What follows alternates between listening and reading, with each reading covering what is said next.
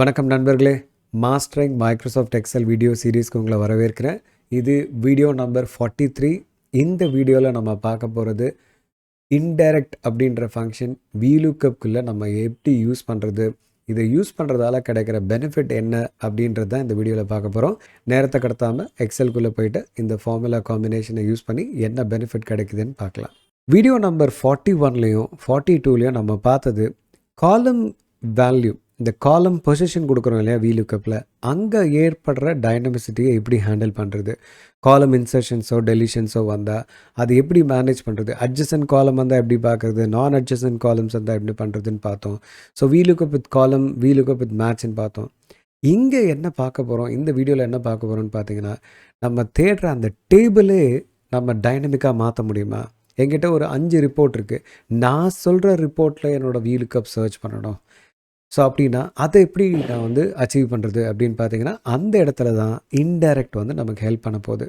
So இந்த வீடியோவில் VLOOKUPோட இன்டைரக்டை use பண்ணி அந்த டேபிள் பார்ட்டில் வர டைனமிசிட்டியை எப்படி ஹேண்டில் பண்ணுறதுன்னு பார்க்கலாம் வாங்க. ஓகே, இந்த வீடியோக்காக நம்ம யூஸ் பண்ண போகிற எக்ஸல் ஃபைல் இது தான். ஃபஸ்ட்டு இந்த எக்ஸல் ஃபைலோட பில்டப் ஸ்ட்ரக்சர் உங்களுக்கு ஃபஸ்ட்டு எக்ஸ்பிளைன் பண்ணிடுறேன், என்ன ரெக்குவயர்மெண்ட்டுன்னு சொல்லிடுறேன்.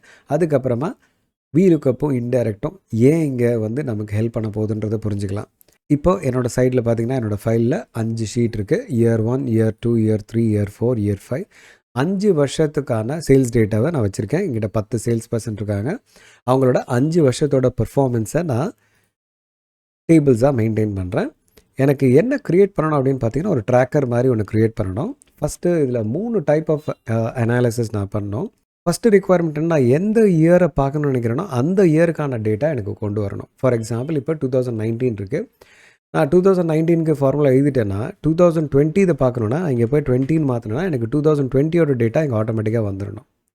ஸோ எந்த வருஷத்தை பார்க்கணுன்னு நினச்சாலும் எனக்கு பார்க்க முடியணும். ஸோ இப்போ தான் நம்ம எங்கே டைனமிக்காக மாற்றணும்னு நினைக்கிறோம், காலமில் இல்லை டேபிளையே, தேட வேண்டிய டேபிளையே நம்ம கேட்குற டேபிளுக்கு போய் அது தேடி கொண்டு வரணும். இது ஒரு ரிக்குவயர்மெண்ட்டு. இன்னொரு ரிக்குவயர்மெண்ட் என்னென்னா, இதே ஐடியாவை இன்னும் ஃபர்தராக எக்ஸ்பேண்ட் பண்ணி நான் கம்பேர் பண்ணி பார்க்கணுன்னு நினைக்கிறேன். இந்த சேல்ஸ் பர்சன்ஸ் எல்லோரும் போன வருஷமும் இந்த வருஷமும் எவ்வளோ பண்ணியிருக்காங்க, இல்லை ஒரு ஸ்பெசிஃபிக் இயரோட கம்பேர் பண்ணி கோவிட் பீரியடப்போவும் நான் கோவிட் பீரியடப்போ அவங்க பர்ஃபார்மன்ஸ் எப்படி இருந்தது அப்படின்னு கம்பேர் பண்ணி பார்க்கணுன்னு நினைக்கிறேன். ஸோ இந்த கம்பேரிட்டிவையும் பண்ண முடியுமா. ஸோ 2 டேபிள் எனக்கு கம்பேர் பண்ணி பார்க்கணும். லாஸ்ட் அண்ட் ஃபைனல் அப்ரோச் என்ன பார்க்குறேன்னா, இந்த 5 வருஷத்தில் அவனோட சேல்ஸ் பர்ஃபார்மன்ஸ் எப்படி இருந்தது, இன்க்ரீஸிங் ட்ரெண்டில் இருந்ததா, இல்லை ஸ்டாக்னண்ட்டாக இருந்ததா, இல்லை டவுன் பர்ஃபார்மிங்காக இருக்கா அப்படின்னு பார்க்கணும்னு நினைக்கிறேன். இது எல்லாத்தையுமே கவனிச்சிங்கன்னா நம்ம தேட வேண்டிய டேபிள் தான் இங்கே மாறிக்கிட்டே இருக்கே தவிர தேட வேண்டிய ஆள் கிடையாது, எடுக்க வேண்டிய காலமோட பொசிஷனும் கிடையாது. ஏன்னா எல்லா டேபிள்லேயும் சேல்ஸ் வேல்யூ 2வது காலமில் தான் இருக்குது. ஸோ காலமில் இங்கே டைனமிசிட்டி இல்லை, டேபிளில் தான் டைனமிசிட்டி இருக்குது. ஸோ எப்போ இந்த மாதிரி உங்களுக்கு ரிக்குவயர்மெண்ட் அமைஞ்சிருதோ, நீங்கள் ஃபஸ்ட்டு செக் பண்ண வேண்டிய விஷயம், அந்த இண்டிவிஜுவல் டேபிள்ஸை வச்சுருக்கீங்கள, அந்த டேபிள் ஒரே ஃபைலில் இருக்கிறா இல்லை மல்டிபிள் ஃபைல்ஸில் இருக்கான்னு பார்க்கணும். ஒரே ஃபைலில் பக்கத்து ஷீட்டில் வச்சுருக்கீங்க, இல்லை ஒரே ஃபைலில் ஒரே ஷீட்டில் ஒரு டேபிளுக்கு கீழே இன்னொரு டேபிளை வச்சுருக்கீங்க அப்படின்னா, அப்போ மட்டும்தான் உங்களால் இன்டைரக்ட் ஃபங்க்ஷனை வச்சு இந்த அச்சீவ்மெண்ட்டை எடுத்துகிட்டு வர முடியும், இந்த ரெக்குவயர்மெண்ட்டை மீட் பண்ண முடியும். சப்போஸ் இந்த இண்டிவிஜுவல் ரிப்போர்ட்ஸ் எல்லாமே தனித்தனி எக்ஸல் ஃபைலில் இருக்குது அப்படின்னா அங்கே இன்டைரக்டை நம்ம யூஸ் பண்ண முடியாது. ஏன்னா indirect across the work sheet தான் ஒர்க் பண்ணணுமே தவிர across the work book work பண்ணாது. ஸோ அதுதான் ஃபஸ்ட்டு செக். அந்த செக்கு பார்த்துட்டிங்க, இல்லை சார் எனக்கு என்னோடய டேட்டா எல்லாமே ஒரே ஷீட்டில் ஒரு டேபிளுக்கு இருக்குது, ஒரு டேபிளுக்கு இன்னொரு டேபிளாக வச்சுருக்கேன், இல்லை சார் ஒரே ஃபைலில் தான் இருக்குது பட் பக்கத்து ஷீட்டில் இருக்குது அப்படின்னா பர்ஃபெக்ட் இன்டைரக்ட் யூஸ் பண்ணுறதுக்கான நல்ல ஸ்கோப் இருக்குதுன்னு அர்த்தம். 2வது நம்ம அதை செக் பண்ண உடனே 2வது விஷயம் நீங்கள் பண்ண வேண்டியது, அந்த இண்டிவிஜுவல் டேட்டாவை நீங்கள் டேபிளாக மாற்றிக்கிட்டு அந்த டேபிள்ஸ்க்கு நேமை கொடுத்துடணும். டேபிளாக மாற்றிக்கணும்னு சொல்லும்போது என்ன சொல்கிறேன், ரா டேட்டாவாக இருக்கிறத நம்ம கண்ட்ரோல் T அடித்து டேபிளாக மாற்றிக்கிட்டே வந்தாலும் இது வரைக்கும் பார்த்த வீடியோஸில் அந்த மாதிரி டேபிளாக மாற்றிக்கணும். இப்போ பார்த்தீங்கன்னா இது கூட நான் டேபிளாக மாற்றிட்டேன். இந்த ஒவ்வொரு டேபிளுக்கும் நேம் கொடுத்துருக்கேன். இப்போ பார்த்தீங்கன்னா இந்த டேபிளோட நேம் டேபிள் டிசைனில் பார்த்தீங்கன்னா சேல்ஸ் 2019 அப்படின்னு இந்த டேபிளோட பேரை மாற்றிருக்கேன். இப்போ 2வது ஷீட்டுக்கு போகிறேன், இதுவும் டேபிள் தான். இந்த டேபிளோட நேம் என்ன கொடுத்துருக்கேன் பாருங்கள், சேல்ஸ் 2020. இது மாதிரி ஒவ்வொரு டேபிளுக்கும் நேம் கொடுத்துருக்கேன். இப்போ ட்ராக்கர் ஷீட்டில் என்ன வேணும் அப்படின்ற செட்டப் நம்ம கிளாரிட்டி கிளியராக இருக்கணும். அப்புறம் தான் இந்த சிஸ்டமை நம்ம ரியல் டைமில் வேல்யூ அடிஷன் மாதிரி நம்ம காட்ட முடியும். கிளாரிட்டி இல்லைன்னா இந்த சிஸ்டம் வச்சுருந்தோம் நமக்கு பிரயோஜனம் இல்லை. ஸோ இப்போ எனக்கு கிளியராக இருக்குது. எனக்கு இண்டிவிஜுவல் இயர் வைஸும் பார்க்க முடியணும், கம்பேரிட்டிவும் படிக்க முடியணும், அண்ட் ட்ரெண்டும் பார்க்கணும். இது எல்லாமே எனக்கு ரிப்போர்ட்டில் வேணும். ஸோ தட் அவனோட பெர்ஃபார்மன்ஸை நான் பேசும்போது I can talk to him at this is what your performance as a team. நீங்கள் இந்த வருஷத்தில் இவ்வளோ பண்ணியிருக்கீங்க, இந்த 2 வருஷத்தை கம்பேர் பண்ணும்போது இதுதான் உங்களோட பெர்ஃபார்மன்ஸ், ஓவராலாக 5 இயர்ஸில் இதுதான் உங்களோட பெர்ஃபார்மன்ஸ் அப்படின்னு என்னால் பேச முடியும் ஒரே ரிப்போர்ட்டை வச்சுக்கிட்டு. ஸோ இப்போ நம்ம என்ன பண்ண போகிறோம், ப்ராசஸ் ஸ்டார்ட் பண்ண போகிறோம். டேபிள்ஸ் எல்லாத்தையும் நேம் பண்ணிட்டோம். இப்போ வீலுக்கப் கொண்டு வர போகிறோம். ஃபஸ்ட்டு டேபிளை கொண்டு வரோம். நம்மளோட ஃபஸ்ட்டு டேபிளோட அப்ரோச் என்ன, இந்த இடத்துல நம்ம என்ன இயர் அடிக்கிறோமோ அந்த இயருக்கான டேட்டா நமக்கு இங்கே வரணும். ஸோ ஈக்குவல் டு வீலுக்கப் எதை தேடணும், சேல்ஸ் பர்சனை தேடணும், கமா எங்கே தேடணும், சேல்ஸ் 2020 தேடணும், கமா சேல்ஸ் வேல்யூ வேணும். எல்லா டேபிளையும் சேல்ஸ் வேல்யூ 2வது காலமில் இருக்குது, கமா எக்ஸாக்ட் மேட்சை தான் எடுத்துகிட்டு வரணும். So false. ப்ராக்கெட்டை க்ளோஸ் பண்ணிவிட்டு என்டர் அடிக்கிறேன். இப்போது இந்த ஃபார்முலாவை டபுள் கிளிக் பண்ணி பாப்புலேட் பண்ணிடுறேன். பர்ஃபெக்டாக ஒர்க் ஆகுது, ஒரு பிரச்சனையும் இல்லை. இப்போ 2020 இதை பார்க்குறோம். இப்போ எனக்கு 2021 பார்க்கணும் அப்படின்னா நான் இங்கே போய் 2021 மாற்றினா இங்கே இருக்கிற வேல்யூஸ் மாறாது. எந்த இடத்துல நான் டேபிள் நேமை மாற்றுறனோ அந்த B1 செல் என்னோடய ஃபார்முலாவில் எங்கேயுமே இன்வால்வ் ஆகலை. அதனால் அந்த B1ல் நடக்கிற எந்த சேஞ்சாக இருந்தாலும் என்னோடய ஃபார்முலாவை அஃபெக்ட் பண்ணாது. ஸோ அப்படின்னா அஃபெக்ட் பண்ண வைக்கணும்னா என்ன பண்ணணும், இந்த டேபிள் நேமை நம்ம மேனுவல் அடித்தோம் பார்த்திங்களா ஃபார்முலா, அந்த இடத்துல நம்ம டேபிள் நேம் அடிக்காமல் B1 செல்லை ரெஃபர் பண்ணிட போகிறோம். இப்போ இந்த செல்லை ரெஃபர் பண்ணுறதால நான் ஃபார்முலாவை ட்ராக் பண்ணும்போது B1 மாறக்கூடாது. ஏன்னா எல்லா சேல்ஸ் பர்சனுக்கும் இந்த B1ல் இருக்கிற டேபிள்லேருந்து தான் வேல்யூ எடுத்துகிட்டு வரணும். ஸோ B1 கான்ஸ்டன்ட் பண்ணிக்கிறோம். இப்போ நான் என்டர் அடித்தேன்னா எரர் வந்திருக்கு. இதை அப்படியே பாப்புலேட் பண்ணுறேன், எல்லாத்துக்குமே எரர் வருது. எரர் வர்றதுக்கான காரணம் என்னென்னு பார்த்தீங்கன்னா B1ல் என்ன இருக்குது, டேபிளோட நேம்.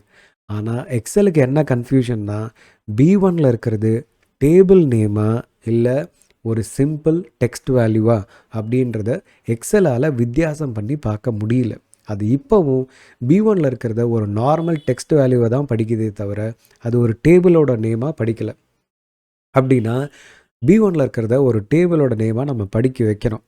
ஸோ அதை யார் வச்சு பண்ண போகிறோம் அப்படின்னு பார்த்தீங்கன்னா இன்டைரக்ட் என்ற ஃபார்முலா வச்சு தான் பண்ண போகிறோம். இந்த B1 அப்படின்ற அந்த செல்லை இன்டைரக்ட் இந்த ஃபார்முலாக்குள்ளே போட்டுட்டோன்னா நம்ம வீலுக்கப்க்கு என்ன சொல்கிறோன்னா, B1ல் நீ ஒரு வேல்யூ பார்க்குறல அது இன்டைரக்டாக ஒரு டேபிளோட நேமை தான் குறிக்குது, அது வேல்யூ கிடையாது, அதை வேல்யூவாக பார்க்காத, it is indirectly referring to a table location, அதை லொக்கேஷனாக படி அப்படின்னு நம்ம டிஃப்ரென்ஷியேட் பண்ணுறோம். இப்போ எக்ஸல் புரிஞ்சுக்கும், ஓகே அது டைரக்ட் வேல்யூ கிடையாது, indirectly referring to a table அப்படின்றது அது புரிஞ்சுக்கும். அந்த செல்லில் என்ன வேர்டு இருக்கோ அந்த வேர்டில் ஏதாவது டேபிள் இருக்கான்னு தேடும் அந்த ஃபைலுக்குள்ளே, அந்த டேபிள் எங்கேயோ அங்கேருந்து அந்த வேல்யூயை கொண்டு வந்து கொடுக்கும். இப்போ நான் என்டர் அடித்தோன்னா பார்த்தீங்கன்னா 2021 நம்ம டேட்டாவை பார்க்குறோம். இப்போ எனக்கு 2021 பார்க்குறோம். இப்போ நான் 2019 பார்க்கணுன்னா நான் இங்கே மாற்றினேன்னா மாறும். B1ல் மாறும் போது இன்டைரக்ட் என்ன சொல்லுது, B1ல் இருக்கிறது டேபிளோட நேம், அந்த டேபிள்லேருந்து வேல்யூ பார்க்குறோம். இப்போ நமக்கு எந்த டேபிள் வேணுமோ அந்த டேபிள்லேருந்து வேல்யூ கொண்டு வரலாம். இதை இன்னும் நம்ம இன்ட்ரெஸ்டிங்காக மாற்றுறதுக்கு இது ஒரு சார்ட்டாக மாற்றணும்னா பார்க்குறதுக்கே இன்னும் சூப்பராக இருக்கும். இப்போ பார்த்தீங்கன்னா நான் எந்த இயரை கீ பண்ணுறேனோ அந்த இயர்லேருந்து டேட்டாவை கொண்டு வந்து கொடுக்கும். ஓகே, நான் ஃபாண்ட் சைஸ் ரெடியூஸ் பண்ணிடுறேன் அதை அகாமடேட் பண்ணுறதுக்காக. இப்போ கவனிச்சிங்கன்னா இங்கே போய்ட்டு நான் 2023 அப்படின்னு அடித்தேன்னா 2023ஓடது பார்க்குறோம். ஸோ 2019 பார்க்கணும் அப்படின்னா 2019 பார்க்குறோம். ஸோ இமேஜின் இது ஒரு ரிப்போர்ட்டில் கனெக்ட் ஆகிருந்ததுன்னா it is really amazing to watch. Moreover இதை நம்ம இன்னும் கவனிச்சிங்கன்னா யார் ஹையஸ்ட் பெர்ஃபார்மன்றதெல்லாம் ஈஸியாக பார்க்க முடியும் இங்கே நம்ம இந்த பாரோட சைஸஸ் வச்சு. சரி, இது ஒரு அப்ரோச். இதே ஐடியாவை நம்ம கம்பேரிட்டிவ் ஸ்டடிக்கும் யூஸ் பண்ண முடியுமா அப்படின்னு பார்க்க போகிறோம். 2 வருஷத்தை கம்பேர் பண்ணி பார்க்க போகிறோம். ஈக்குவல் டு வீலுக்கப் எதை தேடணும், சேல்ஸ் பர்சனை தேடணும், எங்கே தேடணும், இந்த செல்லில் இருக்கிறத அந்த டேபிளில் தேடணும். ஸோ அதை இன்டைரக்டுக்குள்ளே கொடுத்துட்றோம் அந்த ரெஃபரன்ஸை. ஸோ தட் வீலுக்கப் என்ன பண்ணோம், B14ல் இருக்கிற அந்த வேல்யூ ஒரு டேபிளோட நேம் அப்படின்னு புரிஞ்சுக்கும். அந்த டேபிளில் 2வது காலம் வேணும். சேல்ஸ் பர்சனோட பேரை தேடும் போது எக்ஸாக்ட் மேட்சை தேடணும். ஸோ அதே மாதிரி அடுத்த இயருக்கும் வீலுக்கப் இந்த சேல்ஸ் பர்சனை தேடு, எந்த டேபிளில் தேடணும், இந்த செல்லில் இருக்கிற அந்த டேபிளில் போய் தேடணும். ஸோ அதை இன்டைரக்டுக்குள்ளே கொடுத்துட்றேன், ஃபால்ஸ். இப்போ இந்த 2 டேபிளில் இருக்க வேல்யூ கொண்டு வந்துட்டோம். இப்போது இந்த டேபிளை செலக்ட் பண்ணி ஒரு சார்ட் எடுத்துகிட்டு வந்தோன்னா அது கம்பேரிட்டிவ் சார்ட்டாக நம்மளால் ப்ரெசென்ட் பண்ண முடியும். இந்த மாதிரி எந்த 2 வருஷத்துக்கு பார்க்குறோம், இந்த காலமில் என்ன 2 வேல்யூ இருக்கோ, இப்போ 2019ஓட 2023 கம்பேர் பண்ணணும்னு நினைக்கிறேன், கம்பேர் பண்ணிக்கிட்டு இருக்கோம். 22ம் 23யும் கம்பேர் பண்ணலாமா? பண்ணலாம். So it works like a magic. இது அமேசிங். அதே இன்டைரக்டை தான் நம்ம யூஸ் பண்ணுறோம், but the things are going fine. இப்போ இந்த கேஸில் நம்ம ட்ரெண்ட் படிக்க போகிறோம். அதே இன்டைரக்ட் வச்சு ஈக்குவல் டு VLOOKUP யாரை தேடணும், இந்த சேல்ஸ் பர்சனை தேடணும். எங்கே தேடணும்? இந்த செல்லில் இருக்கிற அந்த டேபிளில் தேடணும், கமா 2வது காலம் ஃபால்ஸ். இப்போ இந்த ஃபார்மில் காப்பி பண்ணுறதுக்கு முன்னாடி இந்த செல்லை ரெஃபரன்ஸ் கான்ஸ்டன்ட் பண்ணிக்கிறேன். இப்போ காப்பி பேஸ்ட் பண்ணேன் அப்படின்னா தென் we can see. இப்போ இதை நான் ஒரு சார்ட்டை கொண்டு போகிறேன் அப்படின்னா என்னோடது ஒரு லைன் சார்ட்டை வச்சுக்கிறேன்னா அதை ப்ராக்ரெஸை பார்க்க முடியும் அவரோடது. இப்போ பார்த்தீங்கன்னா சேல்ஸ் பர்சன் 5ஓட அவரோட பர்ஃபார்மன்ஸை நம்ம இங்கே பார்த்துக்கிட்டு இருக்கோம். ஸோ 5 வருஷத்தில் அவரோட பர்ஃபார்மன்ஸ் இம்ப்ரூவ் ஆகிருக்கு. 2020 ஒரு டிப் இருக்குன்னு. சரி, சேல்ஸ் பர்சன் 9 அவரோட பர்ஃபார்மன்ஸ் இப்போ பார்க்குறோம். அவரது பார்த்தோன்னா போக போக குறைஞ்சிருக்கு. சேல்ஸ் பர்சன் 2 அவரது ஜிக்ஸாக்காக இருக்குது, not good. Sales person 8 right. So அதே ஐடியா இன்டைரக்டை வச்சுட்டு ஒரு மினி ரிப்போர்ட்டிங் சிஸ்டமே நம்ம இந்த 10-15 மினிட்ஸ் வீடியோக்குள்ளே பண்ண முடிஞ்சதுன்னா நீங்கள் என்னெல்லாம் பண்ண முடியும்னு யோசிச்சு பாருங்கள். ஸோ உங்களோட ரிப்போர்ட்டில் இந்த இன்டைரக்ட் ஃபங்க்ஷனை யூஸ் பண்ணி உங்களுக்கு கிடைச்ச எக்ஸ்பீரியன்ஸை கமெண்ட் செக்ஷனில் ஷேர் பண்ணுங்கள். மறுபடியும் இன்ட்ரெஸ்டிங்கான இன்புட்டோடு உங்களை சந்திக்கிறேன். அது வரைக்கும் உங்களிடமிருந்து விடைபெறுவது உங்கள் ஹரிஹரன்.